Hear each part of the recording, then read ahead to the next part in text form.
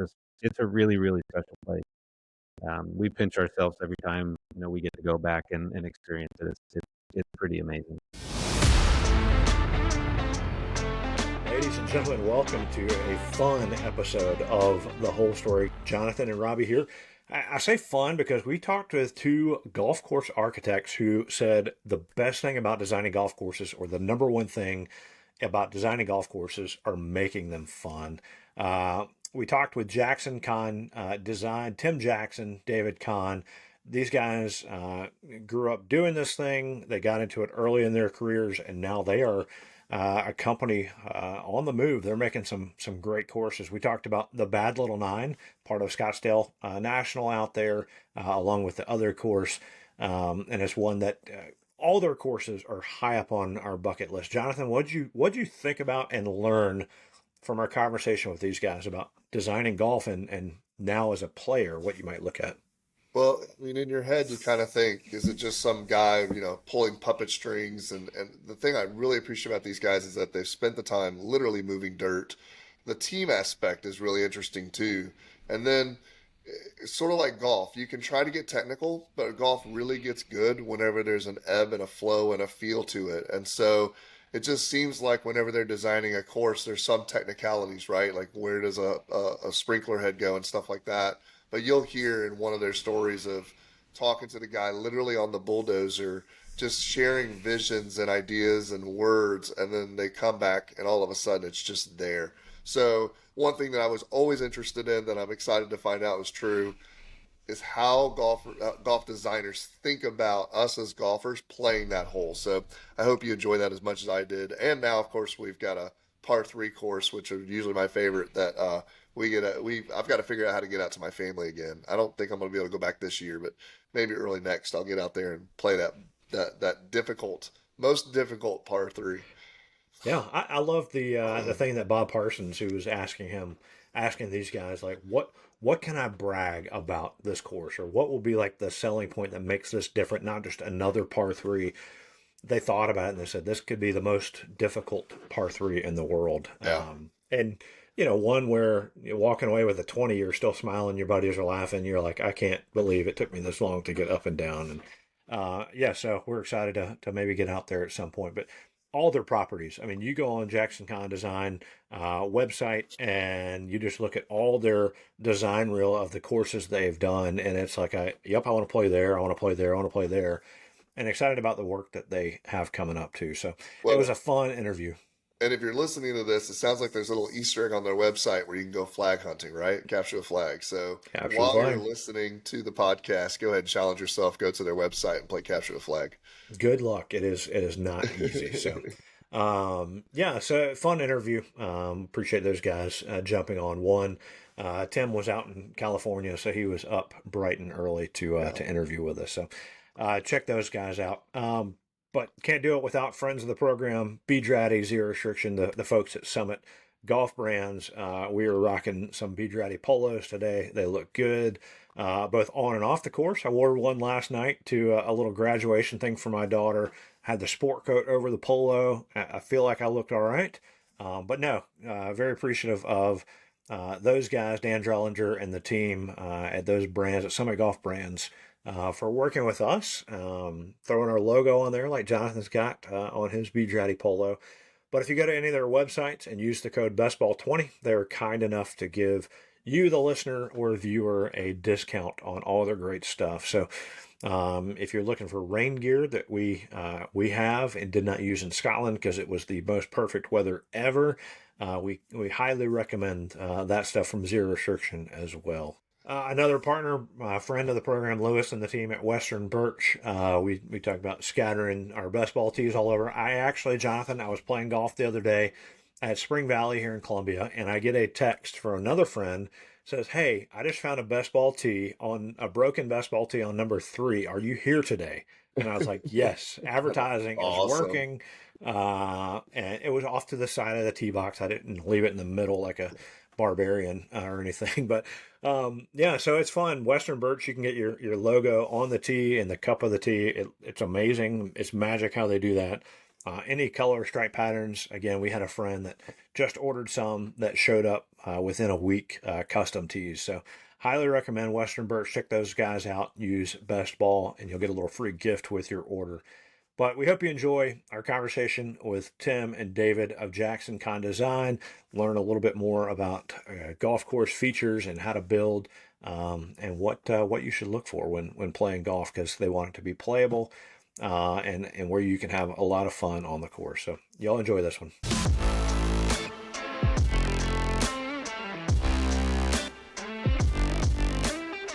All right, well, Tim Jackson, David Kahn, welcome to the Whole Story Podcast. Thanks for joining us, guys. Happy to be here. Thanks for having us. Yeah. So, we are excited to hear from y'all, guys that are actually making the beautiful places that we all get to go and play golf. Well, I guess we haven't checked off too many of the ones that y'all have done. We need to get y'all to the southeast here, or we need to travel more. But before we start with what y'all are doing with Jackson Kahn Design, let's talk about how y'all got into golf. Did y'all grow up playing? When did all this come together? Or were y'all the kids like us just pushing cars in the dirt and you're like, wait a minute, I like shaping this stuff. So when did golf begin for you guys? David or Jack or Tim, go ahead and you start. Oh, okay, yeah, no, I'm older, so we'll just defer to seniority. Seniority, yeah. Yeah. I started playing golf when I was about 11 years old, as best as I can recollect. Grew up on I lived very close adjacent to a municipal course in northern Indiana, and it was designed by Bill Diddle, who was one of the, as I came to find, was one of the founders of the Golf Course Architects Society way back in the day. Not the guy that actually chose the red plaid for the coats, but part of that initial group. And it was, for me, it was magical. Like I fell in love with golf, the first time I played. I really did, and kind of gave up all sports, all their athletics, and that's really kind of all I wanted to do.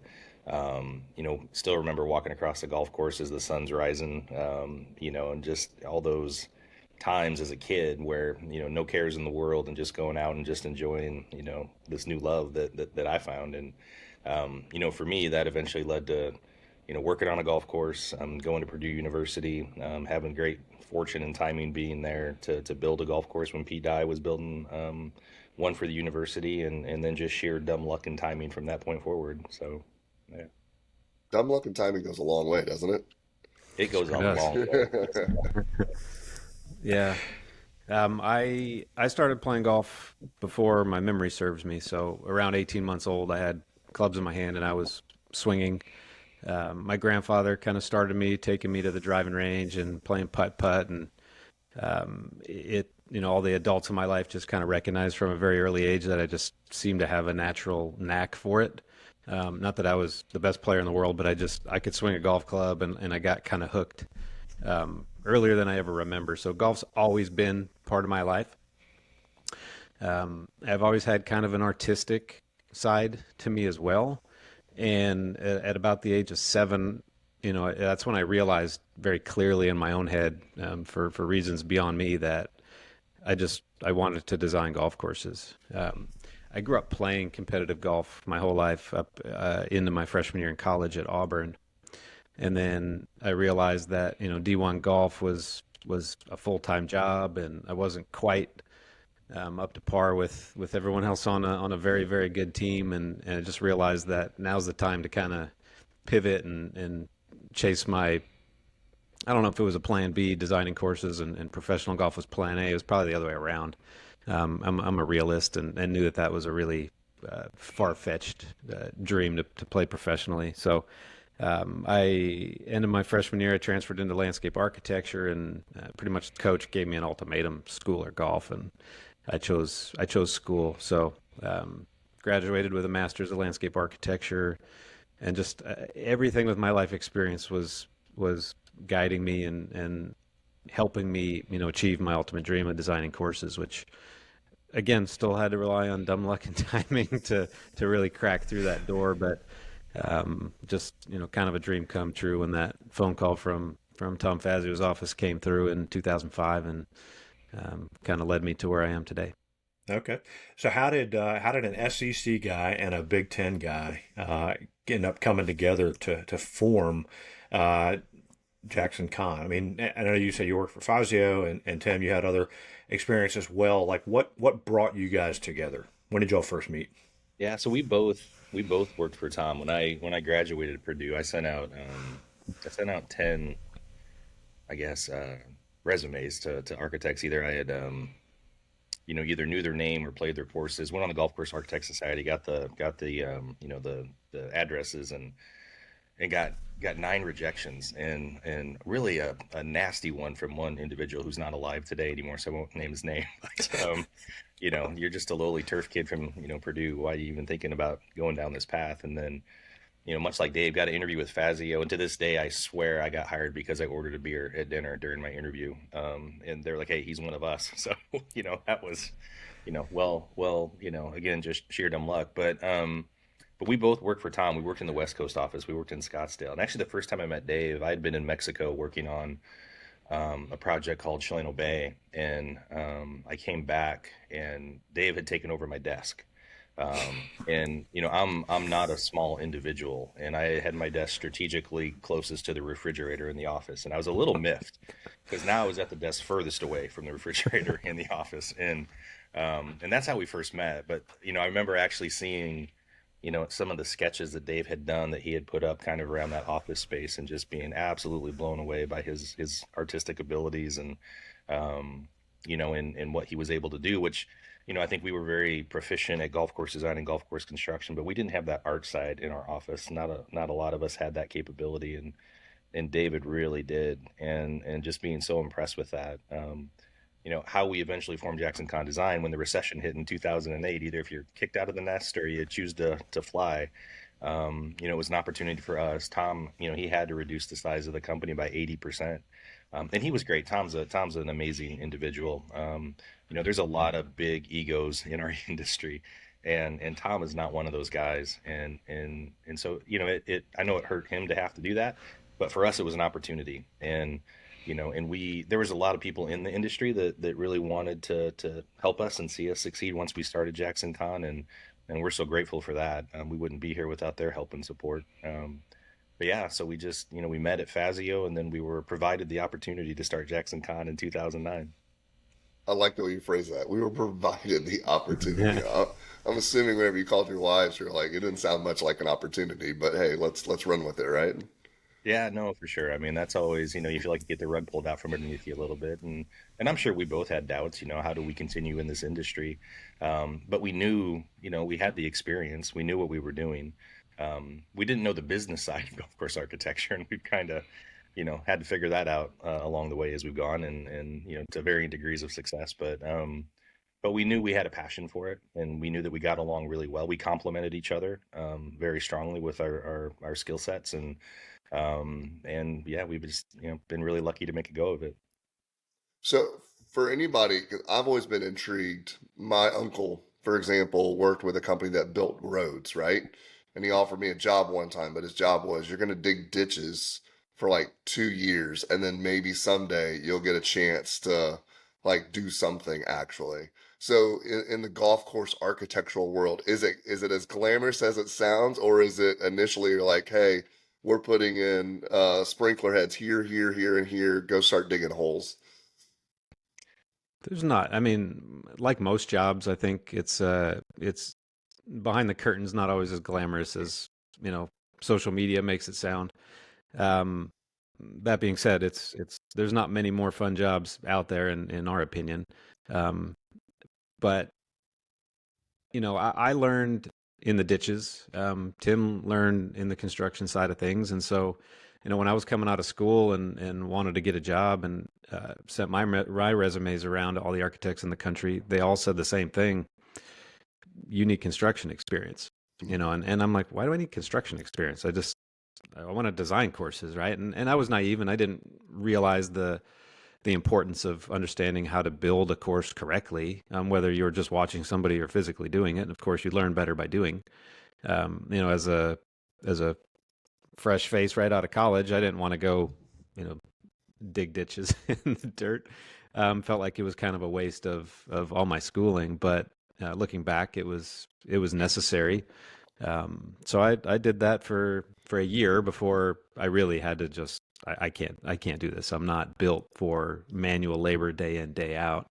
And I was fortunate to be able to, kind of shift and make things happen. But yeah, I moved to Arizona in '02, and I spent what felt like 7 straight months, in a ditch, just breathing in caliche dust and That's just learning the bare bones of how to build a golf course from the ground up. And irregardless of the design that was coming to life, it was a valuable lesson in, how to do things, just not even just how to do things the right way, but how things are done at all. I was very green to what went into building a golf course. It's very misleading what's under the surface in a well-built golf course. You never see 90% of the cost of what goes into building a course. So, and that eye-opening exposure continued really to grow, and where I really learned was with Tom's organization and seeing those large-scale projects come to life. I probably spent the first couple years in the field with Tom, just staying 3 steps behind everybody and keeping my eyes and ears open and just kind of trying to absorb it all, and not feeling embarrassed to ask questions because I felt like, why the heck are we doing this? So, and we're still learning today. Every project's a little bit different. There's a lot of overlap, but there's a lot of nuance to every project that is incredibly unique, and you're kind of learning on the fly, and hopefully working with great people that can help, teach you and guide you, and vice versa as well. So it's always, there's always something interesting to continue the spark of, creativity and passion for what we do. Yeah, it's important to kind of understand, like you were saying, every piece of it, because that makes you better at what your skill set is really good at. And you talk about every course and place being different, and we'll get to your kind of resume or design reel as you'll have it listed on your site. But everywhere you go is different, whether it's the type of dirt, sandy soil, what other kind of soils and all that stuff, and terrain and trees or growth or climate, all this other stuff. And you guys have to take all that, factor it in, and blend it with the design to then make something special. So, looking at your design reel, I mean, you've got Conway Farms, Scottsdale National, some work at Monterey Peninsula, many places like that. I'm guessing the Conway Farms redesign probably came after Jim Furyk shot a 59 there, right? Well, there's a story there. Yeah, no, it was really the 59 that that drove that. Most existing clubs, when they need to replace their irrigation system, that's the time that you're going to come in and remodel, because they're going to have to have a large capital outlay. The membership's going to be disrupted, and so that's the time to say, okay, is there something there that's better? Because when you put that irrigation in the ground, especially with today's technology, the underground portions of the system may last for 75, 100 years. The pipe is that much better than it used to be. It used to be 25 years was kind of the time frame. So, I mean, that's the course you're going to be playing for quite some time, or you're going to come in and you're going to start to disrupt all that capital that you just put on your new irrigation system. We did have a club one time, 2 years after they put in the irrigation system, they interviewed architects for a major remodel, but you couldn't touch the irrigation system, and they wanted to be a top 100 club, and it was one of the most confounding exercises I think that we've ever been a part of. But and we just recently remodeled that golf club, actually, but many years after they put the irrigation system initially. Conway was at that point, and Conway's a great club. One of the best professional staffs between general manager, director of golf, and golf course superintendent Todd Marsh, Jeff Morey, and Connor Healy that you're just ever going to find. And it was such a pleasure for us to get to work with them. Obviously, having come from Tom Fazio's organization, the design was familiar to us as far as the components of it. And I think David would echo this. For the design adjustments that we made, it was relatively easy. Fazio courses are, regardless of where they are, and regardless of the detailed design, the foundational elements are always usually pretty solid. From a drainage perspective, from a grading standpoint. So you don't have to come in and correct a lot of physical issues with the golf course. And sometimes we have to do that when we come in, when things aren't done necessarily the way that they could be or should be, as well as they need to be. So we really there just got to focus on, man, how do we make a much more strategic, optional, beautiful golf course from something that was already really, really good. And so, we had a lot of fun doing that. The PGA Tour events that they had there really weren't part of our design process, our thought process at all. Tom taught us you don't build the church for Easter Sunday. The members are going to play it 51 weeks a year, and the one week they may have a PGA Tour event. There's going to be one guy at the end of the event that really likes the golf course, and the rest of them are going to hate it. I think that it was just a great project for us, and we were really fortunate to get to do it. Talk about the redesign and thinking through. I've always wondered, whenever you're an architect and say the fairways are being built or the approach shots are there and the greens are being built, do you imagine where the pinholes could be and the number of different ways players could actually play it? Like, are you anticipating that if you're in this spot right here and we're going to put the pin over here, there is a way to get to it? It might not be the easiest way, but are you guys like manipulating the ground in that way, going, this is the shot I want to see someone make? Absolutely. Yeah. All of that goes into consideration. The more varied and the more option laden a hole is, a golf course is, the more enjoyable it is, and what we call, increase in replay value, where you want to go back and play it again. And that speaks, maybe it speaks to every golf course, maybe a little bit more prominent in a private club where you get members playing the same course day in, day out, 100 plus times a year. You really need to focus on replay value so they're not playing just this sterile, mundane, repetitive experience, which unfortunately a lot of courses are. And then you get the stubbornness of the golfer that won't move from the blue tees, right? So we try to get as much character and as much interest and as much variety into every element of it, between the contouring, the variety and widths of fairways and sizes of greens and shapes and angles of hole locations and elevations and all the above. So it just adds to a more enriched experience. But yeah, we always kind of imagine ourselves, what if you hit it there? What if you hit it there? What if you hit it there? What if the pin's there? And you just got to try to, rack through all those combinations in your brain and make sure that you're not leaving anything on the table or creating something that's unenjoyable and just flat out too hard. Because the easiest thing in the world is to make a golf course hard. It's really easy, but is that also fun? Yeah. That's the balancing act that you have to do. And not that we're setting out to make golf courses hard by any means, but there's a certain amount of challenge you need in a course to maintain interest. There's very few highly ranked courses that are just flat out easy. There are some, not flat out easy. Of course, environmental conditions and weather play a huge role in that, and conditioning. But we're just after the most fun, creative, and memorable experiences that we can craft. On your site, it says your design philosophy, playability, aesthetics, and details. So what does that mean to you guys? You mentioned the playability piece of it, right? We kind of talked about that, but kind of go into the other pieces of the design philosophy. From a playability standpoint, that's something that was really kind of hammered into us from Mr. Fazio. Having proper play widths for the members that are going to hit it in those spaces, the golfers that are going to hit it in those spaces, is super important. Man, there is nothing worse than spending all day looking for your golf ball, wherever it may be. The amount of a green complex that is blocked out with bunkering or with hazard, and how much of it is open for players that need to run their shot into the green as opposed to flight their ball into the green complex. So from a playability standpoint, I think that that means for us getting the right spaces available to be able to be utilized by the golfers. From an aesthetic standpoint, golf is played in nature. It should be in a beautiful environment. If you look at many of the highly ranked courses in the United States and around the world, a lot of it is where they're situated and the environment that they sit in. For us, the detail of what we put into that, there's not a lot of golfers that can really stand on a tee and discern strategy, or maybe even have the game, if they can discern the strategy, to execute the strategy. But everybody can stand there and say, like, wow, that looks amazing, that is beautiful.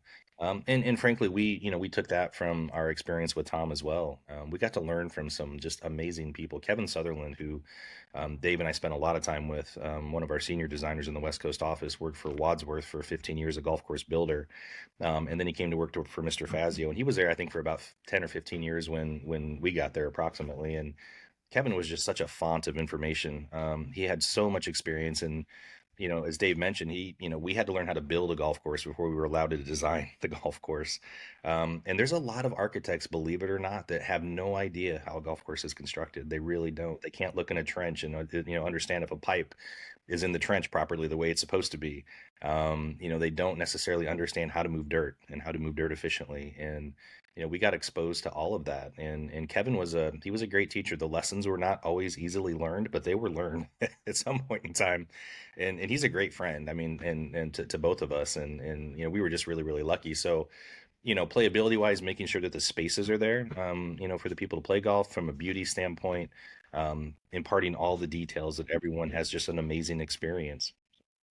From a beauty perspective, I'm assuming sometimes you go to a place and there's a canvas that's already drawn for you, right? You're almost like what was the guy on PBS where he'd be like, "Oh, we're just gonna make happy little Bob birds," Ross. right? But then there's other times where you're coming in and it's completely blank. I think I saw like in the Scottsdale, and it's just desert. So which one do you prefer? Do you prefer to be able to walk out into a land and a space and go, I can now envision the growing of the golf course in the middle of what exists? Or do you prefer to be like, let's bring in 6 million tons of dirt and start pushing stuff around? I I think they're both you know really enjoyable projects and processes. They're different. Um, it's definitely easier or more just right in front of you of what needs to be done with a very natural environment and a kind of a scratch it in type design. In a way, it's a lot easier. You can spend a little bit more time on the nuances of the routing and green locations and all of that, and really kind of in your mind perfecting where all those features go. But you're just looking and listening to what the land is giving you. When you don't have that starting point to react to, um, from a creativity standpoint, your mind can go wild. So, you know, it may be a little tough to kind of start getting the wheels rolling, but once they do, it's like it's so freeing from a creativity standpoint because you have to do something to make it special. And of course, it takes resources in those situations. So it's a very special client that can allow that project to even be to the level of success that it can be. But when those resources are there and those handcuffs are off, it's really fun. And it's harder. It's a lot harder. You have to think of everything. And part of our philosophy when we need to do that is we still want it to feel natural, right? So we try not to build very man-made artificial looking courses, and it's odd to say that out loud because I mean I love Pete Dye and I love Mike Strantz. Strantz did a little bit more natural type bold stuff, but I mean Pete's probably one of the one of the few that would be very very man-made type looking stuff, but it still has such artistry to it that it's pleasing and desirable to my aesthetic. But um, I think we like doing both. We definitely don't prefer one or the other. But we get a lot of satisfaction, um, and there's a lot of kind of personal reward when you do create something from nothing. It's a pretty darn good feeling. That being said, we would love nothing more than a made for golf site that we can just find great golf instead of having to create it because it's easier, and that's not a knock on all the great courses that were just found. There's a lot of talent and skill involved and creativity also to make those really special, but you get a big jump start on it when the land is just sitting there. I mean, you guys are golfers. I'm sure you've driven past farmland that you just look over and like, yep, that's a golf course. You can see it. Um, so it's great that there's a wide range of types of projects out there from what they start with to what they finish. I think that just is a benefit to the entire golfing community that there is that wide range of variety. One question I've had for golf architects and kind of what you guys do, we listed out some of the courses you've done, right? Illinois, and Arizona, California. You mentioned Tim being down in Mexico. Like, how do you guys balance the travel, right? Like, because it's not just like, hey, we'll go here for a week and knock something out. Like, these are large, long-term projects that you guys are doing. So how do you balance the travel of, I've still got a home life, place I call a residence, and then all the different things you're doing because I'm guessing you're juggling multiple projects at the same time. Yeah, we both have amazing wives, and honestly, our work life, home life balance is not in balance. As much as we would like it to be or try to be. We are on site every week on our projects when it's under construction. One of the two of us, we have two young men who work with us who are great guys, Connor Doherty and Callan Hoppy, and but Dave and I, like, we still love it. We still love being out there in the dirt. We still love grabbing the paint gun and the flags, and a lot of how we design is in the field, is in the dirt. We have the plans as a guide to start with, but you can't sit at your desk 2,000 miles away from your project and draw it and give it to a contractor and tell them to go build it and have it turn out the way that you would want it to, right? And so it is a lot of travel. We're gone a lot. We miss a lot of things that we would rather not miss in our family lives, and we try not to.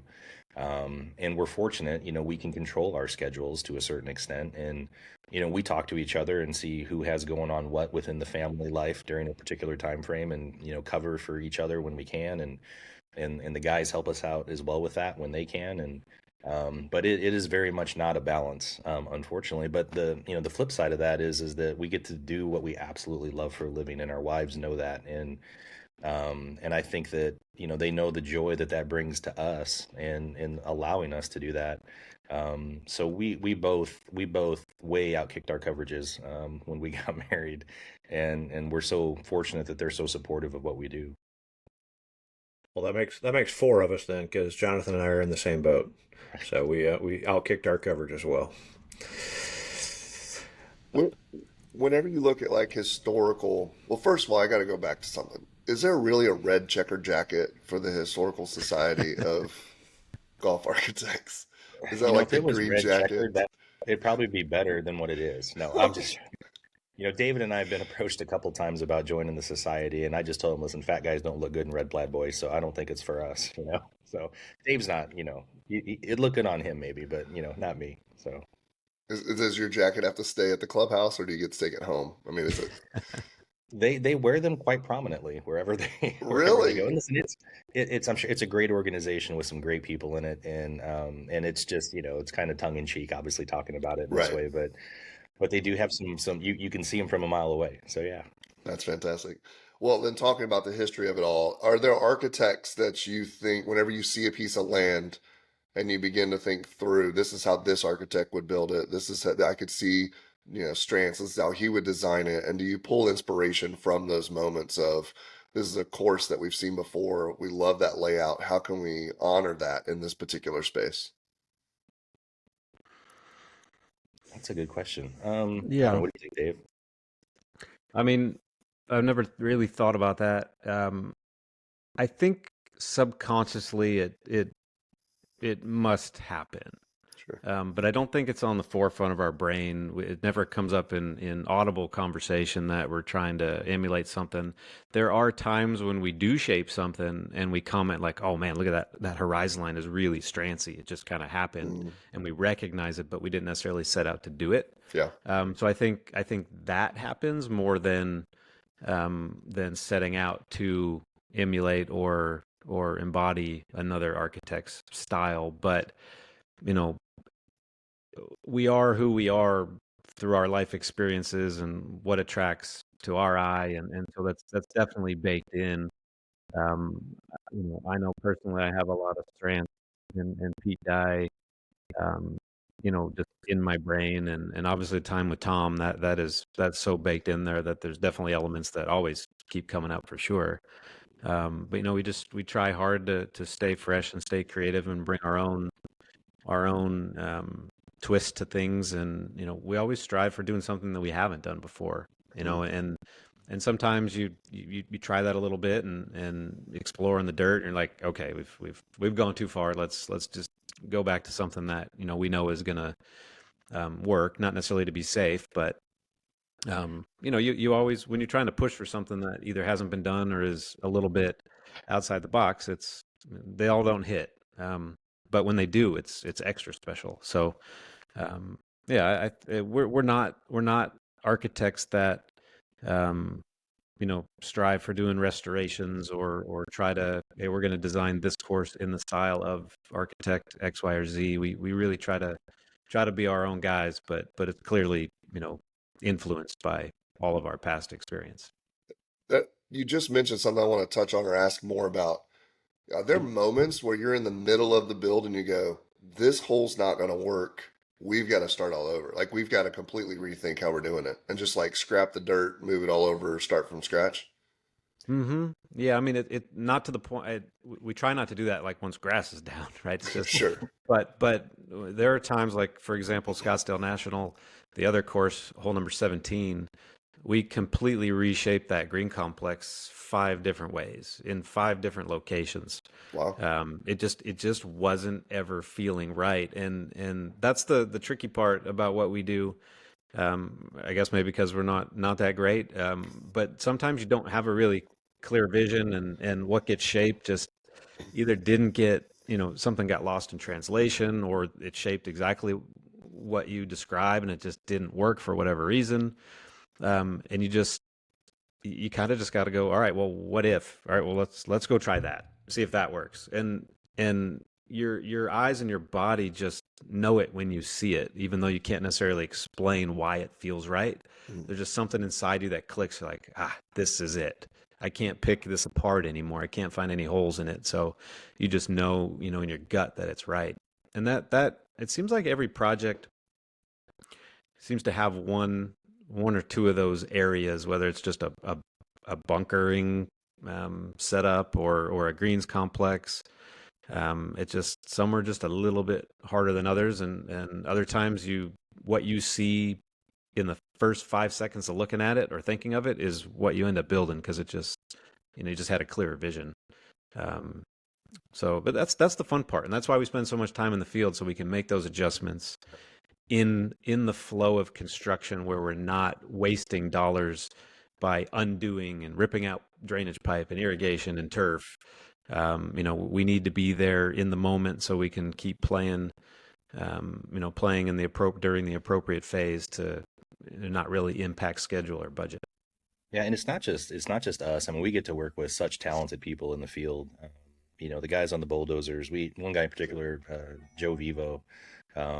We always joke the only guy in the history of Earth named Jose that can't speak a lick of Spanish, but he's a Portuguese guy from the Bay Area, and he is just an absolute artist on a bulldozer, and takes what's in our heads.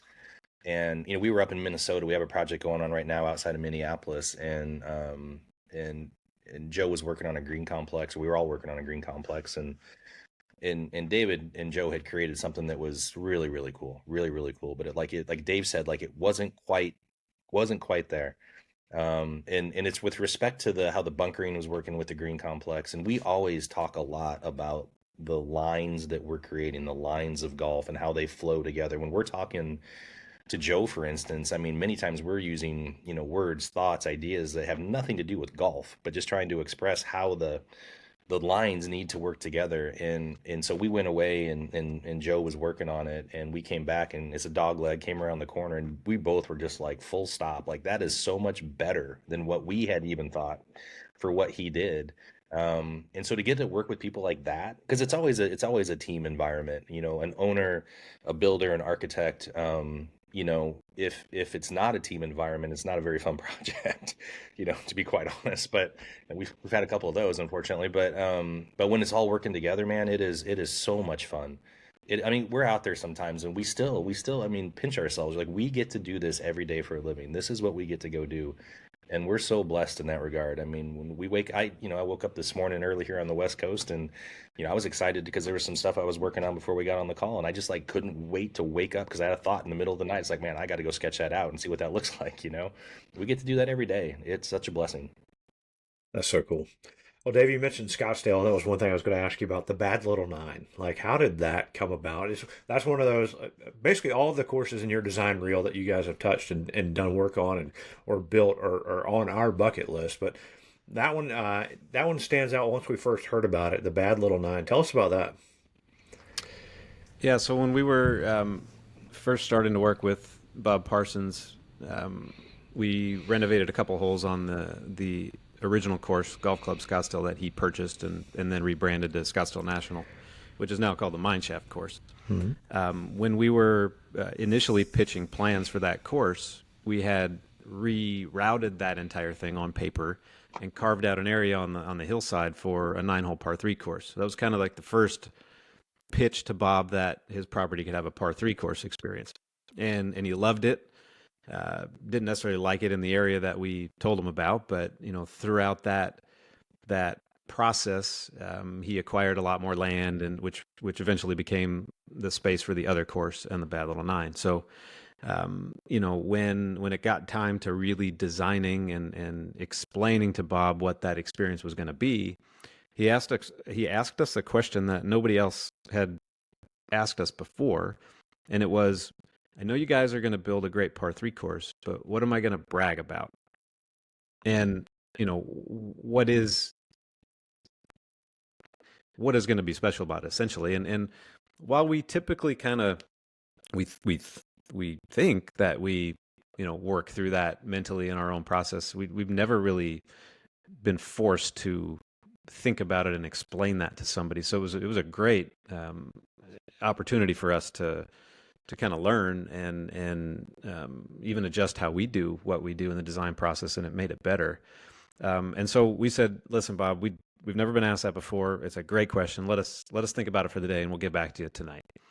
And so we huddled up behind the scenes, and from my recollection, I think Tim came up with the idea of, let's create the hardest par 3 course in the world, not just for difficulty's sake, but to be able to provide a challenge and rewards, essentially create a real world video game. And that would be like the hook. And you could, dangle achievements with prizes and whatnot. And we pitched that to Bob in concept, and he loved it. So he said, go with that.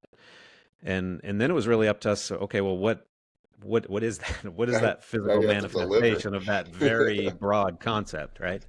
Because again, something that we talked about earlier, it's like it's really, really easy to make something difficult, but how do you make it just doable enough where people are going to want to keep playing it, right? And so we started brainstorming what that could be and how that could manifest physically. And we kept focusing in on Bob's history with the Marine Corps and his military background. And my brain just started thinking of all like old, war sites and battlegrounds and just the craziness of that terrain and old eroded war trenches and, battlefields where, grenades had gone off and just the ground is upheaved and just really kind of surreal landscape. Because the last thing we could do is glean any information from another course in the world, because Bob wanted something that was one of a kind, unique to Scottsdale National, unique to him. And so we really had to go outside the golf world to get inspiration. And so that's really where it all started. And we just, looked through imagery and terminology of war and the Marines and military. And when I heard a word or read a word or saw a picture that really just inspired an idea, it kind of crafted a golf hole around that. Some a little bit more literal than others, but and it just kind of started taking on its own life, and it had a great story arc through the experience, and it was probably to date, and quite possibly could say this at the end of our career, it might be the most fun project. It is the most fun project we've ever been involved in, that course. I mean, talk about no handcuffs, whatever you wanted to do. even if it seemed like, well, that's not maintainable. You know, he had the desire and he had the resources to put behind making it so. And there was never a talk about dollars. There was never a talk about any detail we wanted to do. Is just if we felt it was best. Whoever we is, the team that was out there, and Jose Vivo was actually the shaper on that as well, and came up with a bunch of really cool adjustments and improvements in the moment. Some of the greens we had on paper got built, and some of them are nothing like we had planned when we went into the dirt, but all of them turned out. It's a really, really special place. We pinch ourselves every time we get to go back and experience it. It's pretty amazing. Without having played it before, what makes it the most difficult? Because in theory, and again, I'm like a 21 handicap, so the theory's loose at this point. But in theory, a par three is you're at a tee box, you got a 130-yard shot, you hit it onto the green, and then you four putt. So, like, what's Well, that first part of hitting it on the green is the first challenge yeah, on a lot of these holes. Four putt on there's every Friday is when it is deemed the hardest course in the world, and that is when the reward of $1,000 for shooting par or better is on the table. wow, It's called Challenge Day. There are very specific hole locations where all 9 pins go to set up that challenge and difficulty. Other days of the week, there's 5 or 6 holes that just have funnels, right? I mean, we've seen a lot of aces on that course, but not on Challenge Day. So, to the point to the point of making it still enjoyable to play, it was very important to us to prove to Bob that you want people to still play this. So you want it to be fun most of the time, but just set up that challenge one day a week and just kick people in the nuts, and it's the most fun you can have, yeah, shooting 40 over par. So it's kind of funny that you mentioned hit on the green and four putt. Well, I'm sure Tim has had it as well, but I've multiple times I've had greens where I 20 plus putt. what? And that sounds not fun and ridiculous, but when you got a group of guys with money on the line all watching you and they are just rolling on the ground laughing at you, it is so much. It's really hard to get upset. It's so much fun. I mean, we were playing with a group of 16 guys from Southern California, and we were having a big match. And hole number 3's got this it's a big horseshoe green with big amphitheater on the right, and there's this challenge pin front left that is just on this pimple. And 15 of us were just kind of sitting on the hillside watching waiting and watching the last guy putt out, and he had a 4-foot putt for a 5, and he walked off with a 20. That's insane. And I mean, 19 people was the happiest time of their life, right? And one guy is just walking off that green with his tail between his legs, and just it's so much fun. It's there's a weird like scale, and it just nothing like no data that we've kept, but it seems like it goes past the absurdity of hard, where it actually becomes fun again, right? Right. No one wants to triple, but a 20 over is like, you'll never believe what I did the other day. Right. Yeah. So every golf's got a story, right? yeah. So there was this it's kind of there's a little bit of an unwritten rule.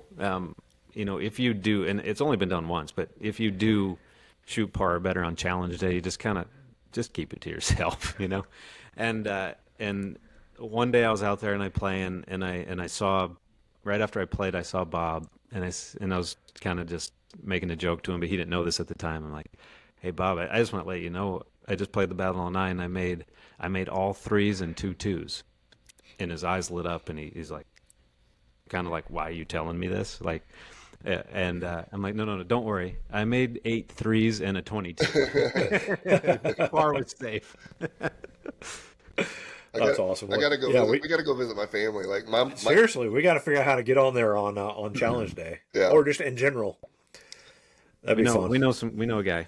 My dad and my sister live in Gilbert area, and so we go out a couple times a year to hang out and everything. I gotta go find this. I love 9-hole courses because, well, I mean, in theory, you're not swinging a club 120 times, and it's an easy walk, right? Unless you're playing. Yeah, but you're putting 100. You're putting 90 of those. So No. yeah. That should be You great. Yeah, can, that sounds like fun. yeah, it's a great walk, and it's, you know, all golf is made better with great buddies by your side, but That's right. there's something even more fun Yeah, about that place with the right group of guys. Yeah, it's just golf is smile. You feel people. like a kid again, and that was kind of the intent. You know, we've seen some pretty stodgy people go and play it, and just they're all smiles when they play around that course, which is really cool for us to see that that effect that course has on people. That's great. Well, congrats on that.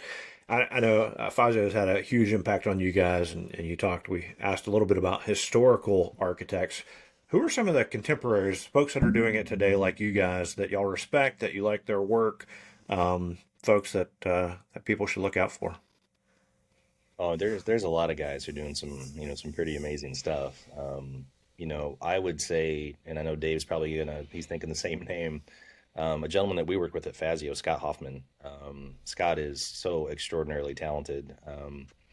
He just, not just in the last couple of years, did a project outside of Omaha called Lost Rail, and it Oh is yeah, phenomenally good.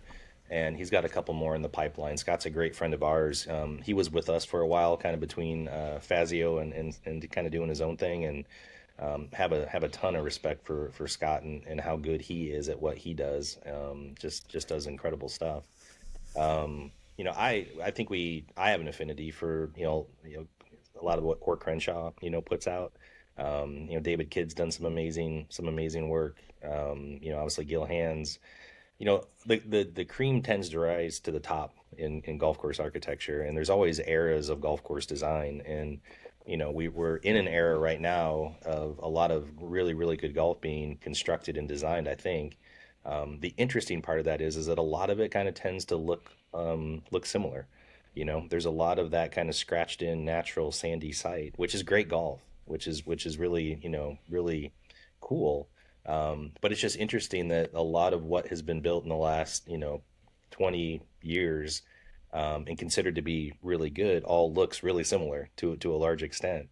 Doesn't make it right or wrong. I think it's just really interesting that we're kind of in that era right now. And as Dave mentioned earlier, Mike Strantz and Pete Dye, we both have a lot of respect for what they did. I mean, Pete Dye, he was crazy. I mean, I just played PGA West Stadium a couple months ago, and standing in the middle of 16 fairway and looking at San Andreas on the left hand side and thinking, man, Pete Dye stood there, because Pete Dye didn't. There were no plans for Pete Dye. I mean, honestly, and for him to stand there and just say, you know what, I got an idea, I got a thought. Let me see what happens with this one, right? And gosh, it's just so bold and it's so cool. And if you're out there, late in the afternoon, the way the shadows play across that golf course are so amazing. But yeah, no, there's a lot of cool stuff out there. that's fun. That's fun to see what you guys are doing. So, what part of the country do y'all like doing your work? And I was serious earlier. Like, when are you guys? I'm in South Carolina. Jonathan's in Augusta, Georgia. When are y'all coming towards the southeast? We're trying. I mean, 3 years ago, I moved from Arizona to North Carolina. So, I would love to not keep traveling back west. It's a long journey. Where in Takes North Carolina are you? Chapel Hill. Okay. Yeah. And so we're working. We got some feelers out and trying to get our name known, trying to get some opportunities in this region. So hopefully sooner than later we get Yeah, an that'd be great. opportunity, and with all we can do is one, right? And hopefully we do a good job, and that snowballs into another one. So we're definitely trying and looking to get into this region, and kind of expand our reach. So, but nothing that we can talk about, or nothing yet. But we're one day. All top secret. We got No, it. We no, got there's it. not even anything top secret that I'm not telling you. So I wish there was. But yeah, one day we'll make it happen. So, I've Yeah. got I've got a piece of properties picked out for a 9-hole golf course here in Augusta. Tiger Woods might steal my thunder since they're apparently designing their own at the old municipal with the Augusta National. But maybe if I keep buying those lottery tickets. That's a good question. So, because I've been budgeting this out, and I think I've got a number. I want to build a lit par three course. Hmm. This might offend your sensibilities. I'd like to do artificial greens because I know they can receive balls now up to about 200 yards. yeah, I'd like to make it a full family event. I'd like to have a small couple holes that would be just like families, like little kids could come and 30-yard shots, that type of thing. So What's a reasonable project per hole for something like that? I've guesstimated 15 million. So we're building an artificial par three course in Portland, Oregon right now. It'll open up this year. 100 yards and under, all Okay. artificial green complexes, bunkering, all of it's artificial, tees artificial, and then everything else is real grass in Right. between. Um, what's it sit on? 30 acres? Yeah. I think it's 19 holes. They're Okay. gonna have a a putting slash chipping course as well. Yeah. It will not be lit. Lights are expensive. They are. I know. Lights alone on a 30, let's just call it a 9 hole par three course. I mean, lights are going to cost you like a million, million and a half. Just Just in the each or just in just the the lights. lights? Yeah, not one light. Yeah, yeah. No, All the lights. I figured it was like 250 a pole, around 2 to Oh, 250 a pole. yeah, just Less than that, between, yeah, all right. just pencil in a million and a half or pencil in 2 million in I'm good. in I'm your good with that. No, conservative that's budget. great. Yeah. 15 million is now do you have to acquire the land? The land's like 2 million bucks. Do you have financial backers? I'm not willing to take that risk. I buy a lottery ticket every once in a while. No, do you have people? We should talk offline. We should, There's because I know there are people in town that would be willing to do it. My vision yeah. is a really cool, like alongside, like almost the entire length of it would be like a restaurant, fire pits, so that guys who want to go out Hmm. and take a 45-minute round of golf, right? They can do that while their kids and their families and everybody else are doing all the things.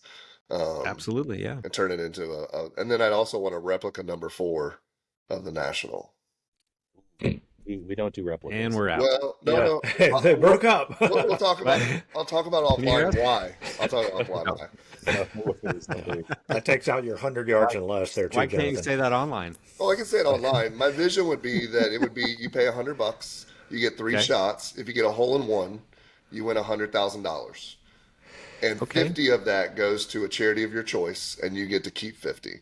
And then all the money, 50% of the funds that come in from those $100 automatically go to different charities. So we either have a charity of the month, or during the Masters we have a charity of the day, and it turns into like, because I mean, my favorite hole is hole number 4 at the National. I think it's the most ridiculous long par 3. We'd probably do like 185. We wouldn't do like the 220 or whatever, but set it up so that people could come. They could, with their buddies while they're out there, throw the $100 down and try to hit their Do hole you in see one. that? Do you see that being a separate hole, not part of the Oh yeah, yeah, completely routing? separate. It's Yeah, its yeah. own It's little its own thing. venue. Yeah, yeah. Let's get you out to the Bad Little Nine first and see if your favorite hole changes. All right. Ooh, I Ooh. like it. I Field will say trip. this: not a knock on the golf hole at all, but more of a knock on the distance. Yeah.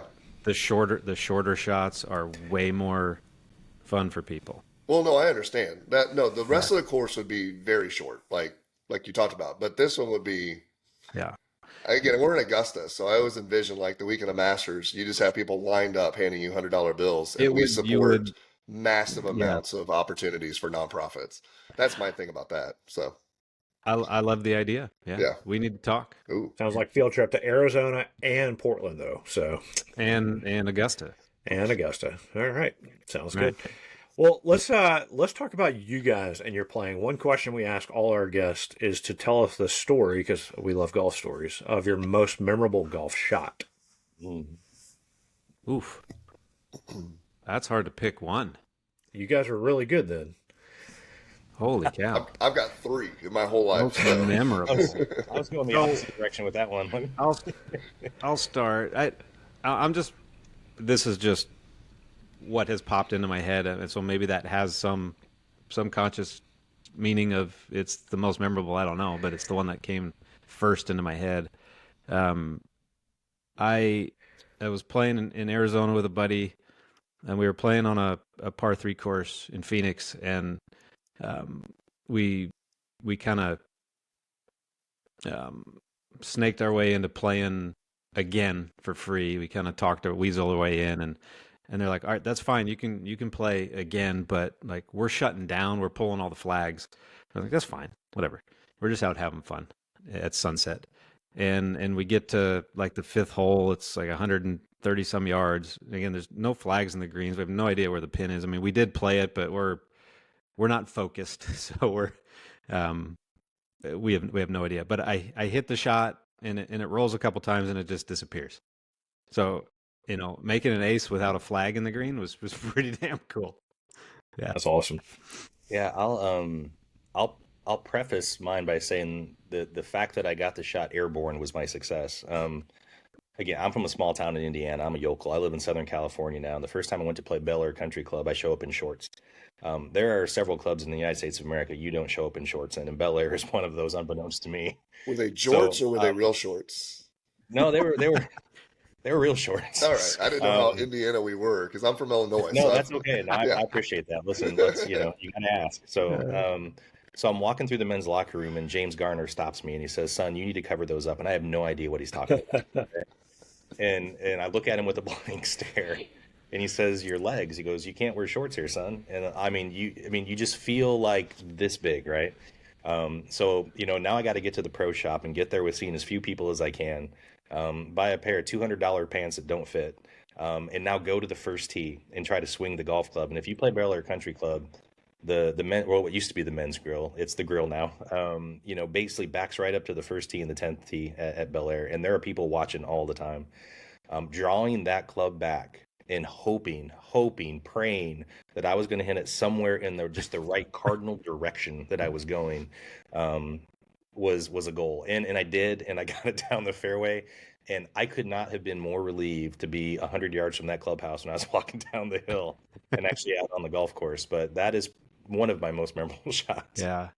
I got one more that came to mind that's kind of funny, and I'm probably 15 or 16. I'm playing in the Future Masters down in Dothan, Alabama, and I made the turn on the first round, and I started on the back nine, so I get to the first tee, and that's where the photographer is taking everyone's picture for a little memento after the tournament's over, and it just starts raining, and like pretty hard, but they haven't blown the whistle yet, and I'm up, and back then I was hitting I hit a lot of one irons off the tee, and I never ever wore a glove, and so I get up, got that one iron in my hand, I take it back, I rip it down the middle, my club slips out of my hand, goes about 80 yards down the fairway and lands in a tree, right?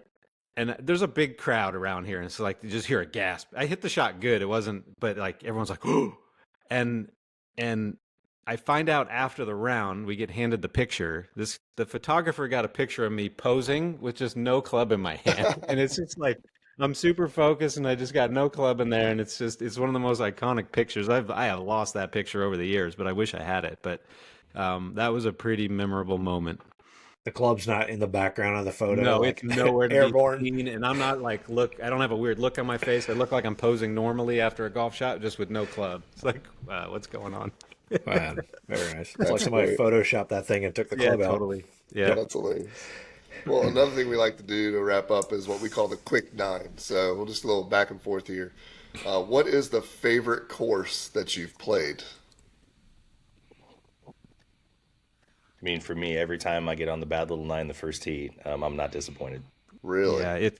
It's really selfish to say Bad Little Nine and the other course. If I had to pick something that's not ours, it's Friar's Head. Very nice. All right. Course at the top of your bucket list. Pine Valley. Pine Valley for me. Oh, very nice. All right. Who is in your dream foursome? And you can exclude each other. That way there's And no us. hurt Thank feelings. God. This is a good foursome right here. We would exclude each other. So that's This may sound weird. Jimmy Fallon, Yep. Jason Bateman, and Will Arnett. Oh, that would be. Little smart list fan here. Yeah, big time. Who cares Very what nice. happens on the course? That's a good day. Yeah, Yeah, That's a great day. I honestly, I'm going to have to punt on that one. I'm not sure. So All All right. right, the four of us. We're in your dream foursome. nice. All right. On the webpage in your workshop, you've got Alternate University. I did a lot of digging on your website. I found all the flags, by the way. I was going to bring that up at the I end. spent way too much time looking for. We're going to end on that. I want to know right. how you found how much time you spent Way too much. What is the dream course that you would like to redesign? Oh, geez. A lot of time on your website. Well, I'll say this for me. We personally, we got to redesign our dream course at Monterey Peninsula Country Club. To get to redesign one of the 7 courses of the Monterey Peninsula was again sheer dumb luck and timing and just an amazing experience. I don't know if I may have to punt on that one too. I I definitely crave more raw land than a renovation, so I haven't given that much thought. So I'm gonna be disrespectful and punt. It's No fine. worries. What is your favorite feature on a golf course? Tim's is the bar. As Uh, it could be. A hot dog on the turn. Listen, favorite we've been feature. trying to put a bar in the middle of a putting green for like, Yeah. 15 years and seeing, and we got close. We've got close a couple times, but no, what's my favorite feature? Obviously the green complexes, I mean, that's the defining character, can be the defining character of any golf course. And the amount of time that we spend on that and that thought process and the bunkering as well. I mean, the things that really stand out and the things that really pop, right? Those are fun. Were you asking more like a very specific feature, No. like at a place? No. Answer at your own discretion. Yeah, I like the bar answer. No, seriously though, but like you said at Bel Air, Tim, and Jonathan talked about his, your par 3 course, but the courses that have abilities where people can watch others either finish or tee off, I think are great because again, it brings together people, stories, laughter, yeah. amazement. Like Those it's great. those close proximities, like shared tees on different holes. I love tees that hit over previous greens. I think that's a really cool feature. I don't think enough of that quirk is done in America. You see it all the time overseas, and for some reason it's like taboo over here, and I don't understand the logic there. Probably lawyers. Um, but yeah, I love I love the features that you don't see everywhere else, and I can't really like throw one off the top of my head. But the ones that stop you in your tracks are like, whoa, that is either odd or weird or really cool or um, those are the features that I like. Just there's a bunker at the Sandbox in Sand Valley on one of the holes that like you can't even stand in it. It's so small, and it's like it was so cool. It's like whoa, it's just a little dollop of sand, you know. So I love those things that kind of catch you off guard. And it's probably a magnet for everything. Of course, right? Of course. Yeah. All right. What do golf courses need more of? Fun. Yeah, They fun. need more fun. I Yeah. love it. Short holes. Not Um, these massive par 3s like Jonathan wants. Define no. short holes. What do you mean by that? I would love. Well, I'd love to design a course that's just short threes, short fours, and short fives. So all drivable fours, all reachable fives, and like wedges and under par threes. Like Yeah. those are the most fun golf holes for everyone to play. So I don't know why I understand in the world of variety, you want flow to the round and everything, but we've done that 15,000 times in this country. So like maybe let's If not do that again.